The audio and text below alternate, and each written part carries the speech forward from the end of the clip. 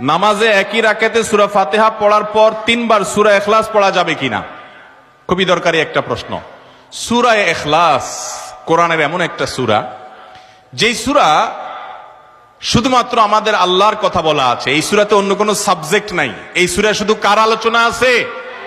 এরকম আরেকটা সূরা কোরআনে নাই যে সূরার শুরু থেকে শেষ পর্যন্ত শুধু আল্লাহর গুণগান আছে, আল্লাহর বৈশিষ্ট্যের কথা আছে, আল্লাহর একত্ববাদের কথা আছে, অন্য কোনো সাবজেক্টই নেই।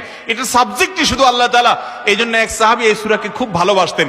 তিনি মানুষের ইমামতি করতে গিয়ে সূরা ফাতিহার পরে অন্য যা পড়েন না পড়েন সাথে সূরা ইখলাস অবশ্যই পড়তেন। দুইজন সাহাবীর জীবনে এরকম ঘটনা পাওয়া যায়। একজন সম্ভবত মসজিদে কুবার বা এরকম কোন মসজিদের ইমাম ছিলেন, আরেকজন জিহাদের ময়দানে এই কাজ করতেন।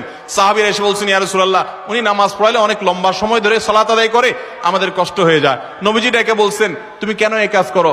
বললেন, ইয়া রাসূলুল্লাহ, সূরা ইখলাস এখানে আমাদের রবের কথা বলা হয়েছে, আমার রবের পরিচয়ের উল্লেখ দেওয়া হয়েছে। এটা নামই সূরা ইখলাস, তাওহীদকে খালেজ করার সূরা, শিরক মুক্তির সূরা, আমার রবের গুণের সূরা। এখানে অন্য কারোর ইস্যু নাই, শুধু আমার আল্লাহর কথা বলা আছে।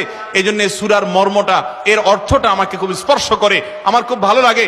এই জন্য সূরা ফাতিহার পরে অন্য যা পড়ি না পড়ি, অতিরিক্ত সূরা হিসাবে, সূরা মিলার অংশ হিসাবে সূরা ফাতিহাটা আমি অবশ্যই পড়ি। নবী করিম সাল্লাল্লাহু আলাইহি সাল্লাম বলেছেন, এই সূরার ভালোবাসায় তোমাকে জান্নাতে নিয়ে যাবে।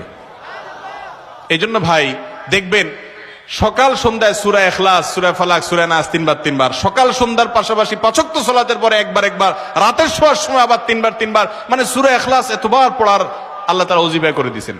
আমরাও সূরা ফাতিহা সবচেয়ে বেশি পছন্দ করি। এই মজলিসে যত লোক আছেন, আমার বিশ্বাস বেশিরভাগ মানুষ সূরা ইখলাসকে মহব্বত করেন, তবে সেটা ওই সাহাবীর মহব্বত করে না, নামাজ শর্ট করার জন্য। ঠিক না? অনেকে আছে দেখা যায় সূরা ইখলাস ছাড়া কিছু পড়ে না, কারণ কি? আয়তনে নামাজটা তাড়াতাড়ি শেষ করার জন্য। এইটার কারণে জান্নাতে যাবেন না, আবার খুশি হয়ে যায় না যে আমিও তো বেশি বেশি পড়ি। আপনার নিয়ত যদি হয়, মতলব যদি হয় নামাজ সংক্ষিপ্ত করা, তাহলে হবে না। এই জন্য ভাইরা আমার, সূরা ইখলাসটা নামাজের মধ্যে কেউ যদি পড়েন, বিভিন্ন রাকাতে সূরার মর্ম উপলব্ধি করে তিনি ইনশাআল্লাহ সওয়াব পাবেন। এই সূরার তাফসীর জানবেন, একদিন ইনশাআল্লাহ কোন একটা প্রোগ্রামে কোন আলেম থেকে সূরা ইখলাসের তাফসীরের উপর 1 ঘন্টা আধা ঘন্টা ওয়াজ শুনবেন, খুব গুরুত্বপূর্ণ। সূরা ইখলাস এটা যদি কেউ 3 বার 4 বার 5 বার পড়ে, শুধু সূরা ইখলাস না, অন্য সূরাও, সূরা ফাতিহার পরে আপনি সূরা ইখলাস 3 বার পড়লেন, সূরা ইযা জা 2 বার পড়লেন, অন্য সূরা 3 বার পড়লেন, কোনটা রিপিট করলেন, একই আয়াত বারবার পড়লেন, এটাতে কোনো অসুবিধা হবে না। আপনি বারবার পড়তে পারেন, কোনো অসুবিধা হবে না ইনশাআল্লাহ। তবে লক্ষ্য রাখবেন, প্রথম রাকাতের চাইতে দ্বিতীয় রাকাতটা তুলনামূলক একটু ছোট হবে। হ্যাঁ, আয়তনে পরিমাণে একটু ছোট হবে, এটাই সুন্নাহ। নবী করিম সাল্লাল্লাহু আলাইহি ওয়াসাল্লাম প্রথম রাকাত যদি 2 মিনিট ধরে পড়তেন, দ্বিতীয় রাকাত 1.5 মিনিট, অর্থাৎ একটু কমায়া পড়তেন, এটাই তার সুন্নাহ ছিল। বাস, এরপর আপনি এবার সূরা ফাতিহার পরে 1 সূরা বারবার পড়েন, হ্যাঁ, কয়েক